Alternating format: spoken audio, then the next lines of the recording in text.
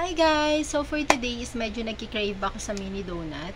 Kaya naman, since may tira pa ako dito ng order kagabi, nag-decide ako na gumawa na lang ng sarili ko. So papakita ko lang siya sa inyo. Actually, nagki-crave ako sa choco butternut. And since may prepared na akong streusel dito, is gagawa na lang ako at ipapakita ko sa inyo kung paano ko yung pine-prepare. So here we go! Yan, may ready na ako ditong tinapay.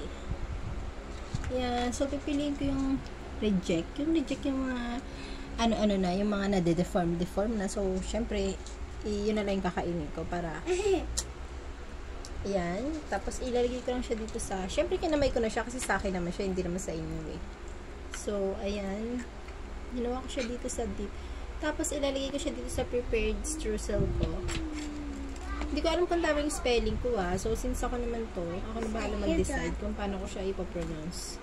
Correct nyo na lang kung alam nyo yung tama. Pero kung tama naman, huwag nyo na i-correct. So, ayan. Ayan.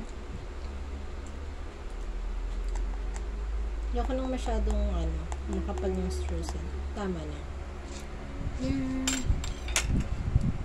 So, ayan. Pwede ko na siyang kainin.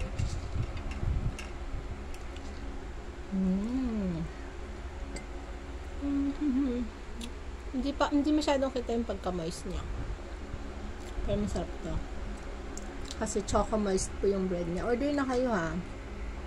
Kahit sa anong party, sa mga banding nyo, or sa mga merienda nyo lang. Sarap yan. Ayan. Oh my gosh. Diba? Bagsakan na. Tapos tanong na rin natin ang kape.